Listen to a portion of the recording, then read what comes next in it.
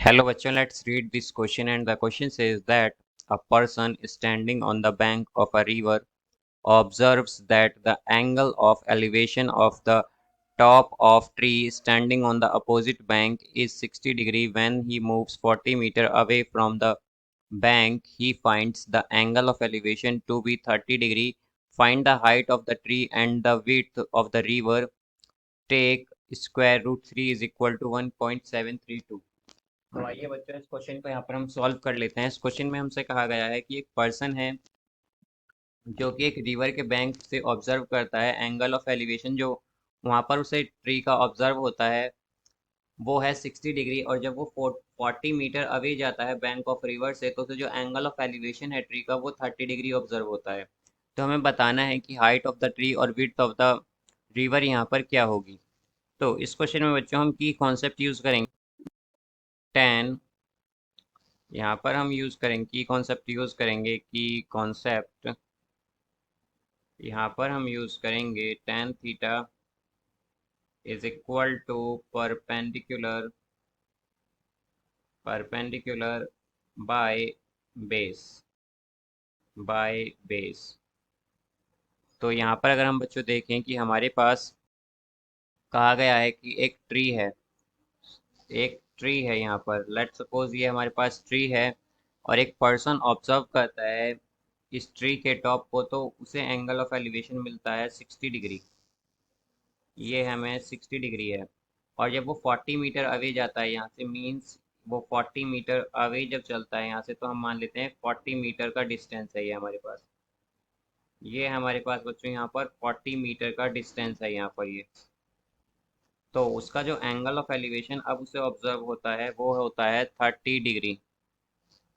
तो उसे जो एंगल ऑफ एलिवेशन है वो उसे ऑब्जर्व होता है 30 डिग्री।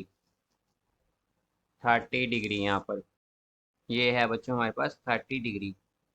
तो हमें बताना है कि height of the river, height of the tree and width of the river क्या होगी यहाँ पर। तो बच्चों यहाँ पर हम जो देखें कि इसका नाम, अगर इसकी नेमिंग हम ए करें, इसे बी माने, इसे सी माने और इसे डी मान लें इस पॉइंट को, तो यहाँ से हमारे पास ये 90 डिग्री है। अब यहाँ पर अगर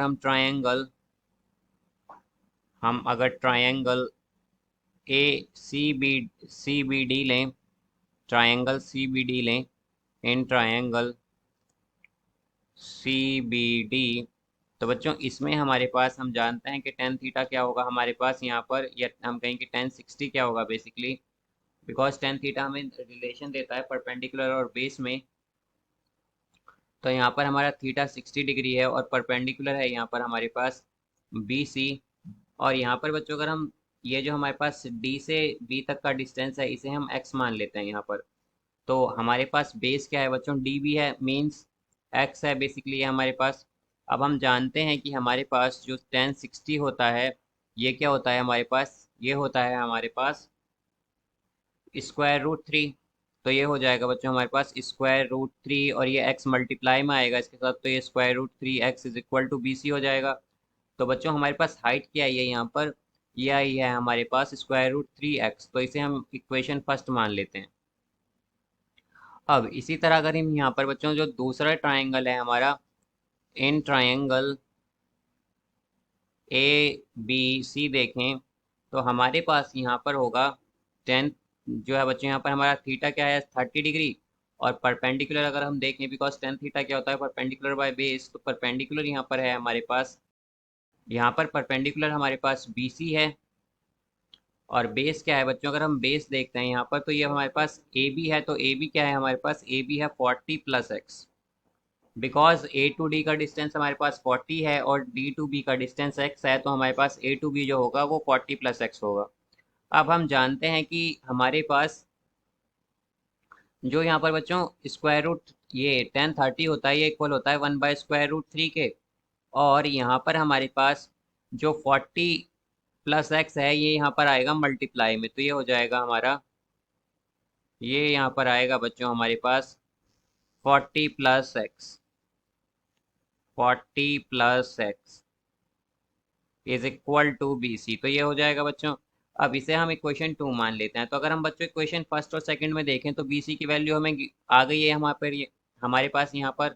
तो हम बीसी की वैल्यू को अगर कंपेयर कर लें, मींस 1 और 2 को अगर हम इक्वेट करें, तो हमारे पास यहाँ से क्या आ जाएगा बच्चों, यहाँ से हमारे पास आएगा √3x is equal to 40 plus x by √3।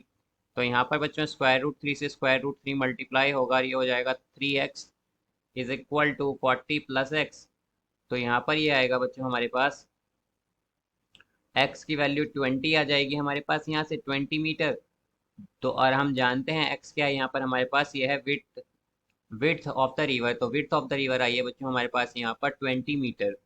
अब इसी तरह अगर हम यहाँ पर BC देखें, तो बिकॉज BC क्या है हमारे पास, हाइट ऑफ द ट्री। तो BC क्या हो जाएगा हमारे पास, BC होगा यहाँ पर x √3 है हमारे पास इक्वेशन 1 में, तो ये हो जाएगा 20 √3 मीटर। अब यहाँ पर बच्चों हमें √3 की वैल्यू दी गई है 1.732। तो हम 20 को मल्टीप्लाई कर देंगे यहाँ पर 1.732 से। तो ये आ जाएगा हमारे पास BC, यहाँ पर आ जाएगा हमारे पास 34.64 मीटर। तो ये क्या है बच्चों हमारे पास, ये है हाइट ऑफ द ट्री। अब यहाँ पर बच्चों हमसे दो चीज पूछी गई थी, एक तो विड्थ ऑफ द ट्री, तो width of the tree, width of the river. तो विड्थ ऑफ द रिवर है हमारे पास 20 मीटर, और हाइट ऑफ द ट्री है हमारे पास 34.64 metre. I hope you understood it well. Best of luck. Thank you.